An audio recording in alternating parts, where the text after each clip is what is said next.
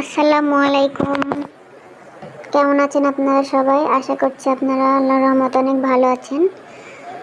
আমি আছি আল্লাহর রহমতে, পরিবার নিয়ে অনেক ভালো। তো অনেক দিন যাবৎ কোনো ভিডিও দেওয়া হয় না। আসলে হতাশা এমন একটা জিনিস যে যদি কারো পিছনে পড়ে যায় তো সেখান থেকে বের হওয়া অনেক কঠিন একটা ব্যাপার।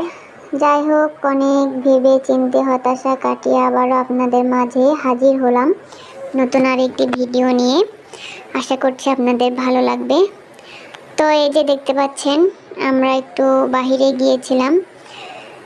রিমাল ঝড়ের তাণ্ডবে অনেক কিছু ক্ষয়ক্ষতি হয়ে গেছে সারা বাংলাদেশে। তো তার পরদিন আর কি বের হয়েছিলাম। হালকা হালকা বৃষ্টিও পড়ছিল, বাট প্রয়োজনের জন্য আর কি গিয়েছিলাম বাহিরে। আর যেতে যেতে এই যে মনোরম পরিবেশ দেখে ভালোই লাগছিল। দুই পাশে একদম সবুজে ঘেরা ছিল, আর মাঝে মাঝে একটু করে বৃষ্টি হচ্ছিল, কোনো জায়গায় বৃষ্টি হচ্ছিল আবার হচ্ছিল না, এরকম আর কি। তো যাই হোক, তারপরে এই দেখেন ঝড়ে অবস্থা কি হয়ে গেছে, একদম খুবই খারাপ অবস্থা। আর এই যে বাহিরে আমার কিছু টুনটুনি পাখিগুলো আছে, দেখেন আমার চীনা হাঁসের বাচ্চাগুলো। আমার ওদেরকে আর কি একটু দেখছিলাম যে ওরা ঠিকঠাক আছে কিনা। সবসময় ওদের 2 বা 3 বার করে টেক কেয়ার করতে হয়, একদম আমার সন্তানের মতো করে আমি ওদের ভালোবাসি এবং পালন করছি। তো তারপরে এই যে এগুলা সব চীনা হাঁসের ডিম। তো সবাই দোয়া করবেন আল্লাহ যেন এখান থেকে আরও চীনা হাঁসের বাচ্চা দেয় আমাকে। আর এই যে এখানে কয়টা 3টা মুরগির বাচ্চা, আর সাথে চীনা হাঁসের বাচ্চা আছে 2টা। এগুলো খুব শখের জিনিস আমার। আর এই যে এখানে যা যা দেখছেন সবই আমার শখের জিনিস। এই যে 2টা লাভবার্ড আছে, ওরাও ডিম দিচ্ছে, বাট ওরা কোনো বাচ্চা এখনো দেয় নাই। এটা নিয়ে খুব টেনশনে আমি আছি যে কেন ওরা বাচ্চা দিচ্ছে না। ডিম কিন্তু পারে, ডিম পারলে ডিম আবার নষ্ট করে ফেলে। কিছুতেই বুঝতে পারছি না যে কেন এমনটা হচ্ছে। তারপরে এই তো একটু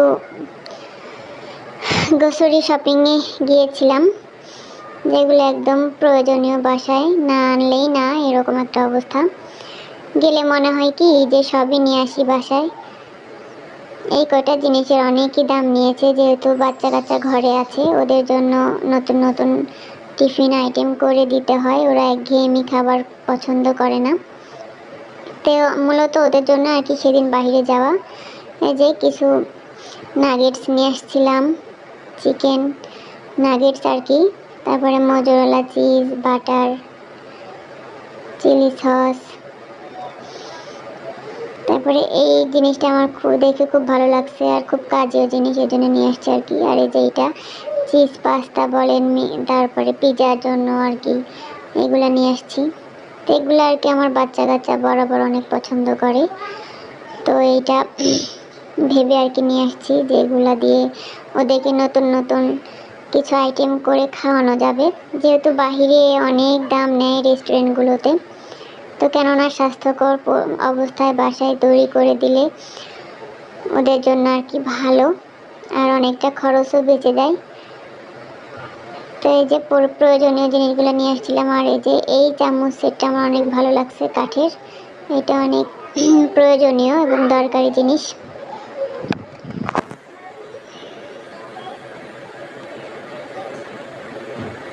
দামটা একটু বেশি নিয়েছিল এটার, এই যে 299 টাকা, তার মানে 300 টাকায় আর কি। 300 টাকা হিসেবে অনেকটাই বেশি। তারপর কি আর করা, যেহেতু প্রয়োজন নিতেই হবে। তো এই ঝুড়িটা আমার অনেক শখের একটা ঝুড়ি। এটা এর আগে একদিন বাজারে গিয়েছিলাম, তো সেদিন দেখে আর কি খুব ভালো লাগছে। পরে এটা বাসায় নিয়ে আসছি। তো আমি সবগুলো জিনিস গুছিয়ে দেখছিলাম যে এখানে আটে কিনা, মানে জায়গা হয় কিনা। এটা যদি রান্নাঘরে রাখি তো দেখতে অনেক সুন্দর লাগবে, এটা ভেবে আর কি গুছাচ্ছিলাম। তো তারপরে বাচ্চা কাচ্চার জন্য একটু বিকালে নাস্তা তৈরি করার জন্য এই যে এখন আমি এই চিকেন নাগেটসগুলো ভেজে নিব। ফ্রোজেন আইটেমগুলো আসলে এর জন্য ভালো হয় যে ইনস্ট্যান্ট তৈরি করে দেয়।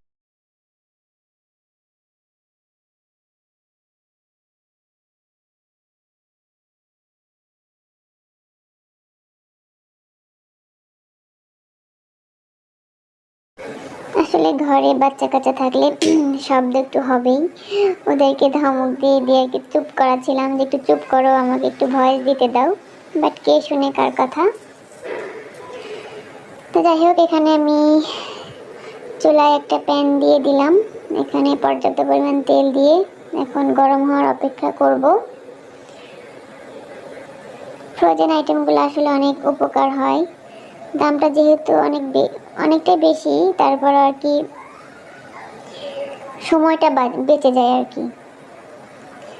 ফ্রোজেন আইটেমগুলো নিয়ে আসলে পরে ঝটপট নাস্তা তৈরি করে দেওয়া যায়, সময় অনেকটা বাঁচে। বাট একটু কষ্ট করে যদি বাসায় নিজেরা তৈরি করে ফ্রোজেন করে রাখি তাহলে একটু সাশ্রয় হয় আর কি। তো নেক্সট টাইম আমি এরকম বাসায় নিজেই তৈরি করে রেখে দিব ইনশাল্লাহ। তো যখন করব সেটা অবশ্যই আপনাদের সাথে শেয়ার করব। তো চিকেন নাগেটসগুলো যাই হোক ভালোই ছিল খেতে।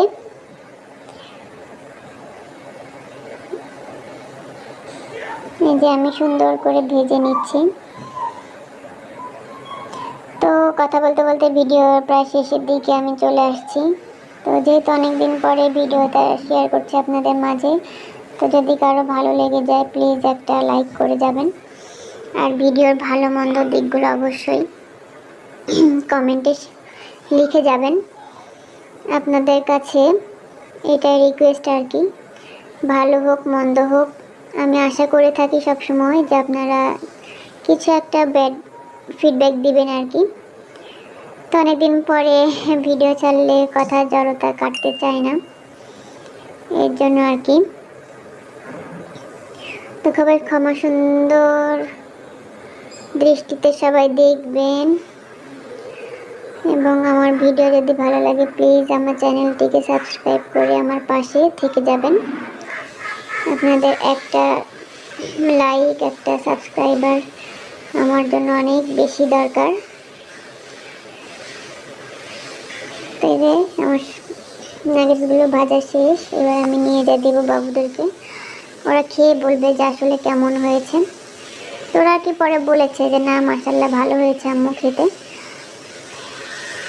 এই যে আমার বাবাটা খাচ্ছে, আমার দুইটা বাবা সাথে আমি একটু খেয়ে দেখছিলাম যে কেমন হয় আসলে খেতে। না মোটামুটি ভালো ছিল, বাট একটু আমার যেহেতু ঝাল ঝাল পছন্দ করি, এর ভিতরে যদি ঝাল ঝাল থাকতো তাহলে আর একটু ভালো লাগতো। তো যাই হোক, এই তো আমার ভিডিও প্রায় শেষ পর্যায়ে আমি চলে এসেছি। তো আপনাদের কাছে কেমন লেগেছে অবশ্যই আমাকে কমেন্ট করে জানাবেন। আল্লাহ হাফেজ, আসসালামু আলাইকুম।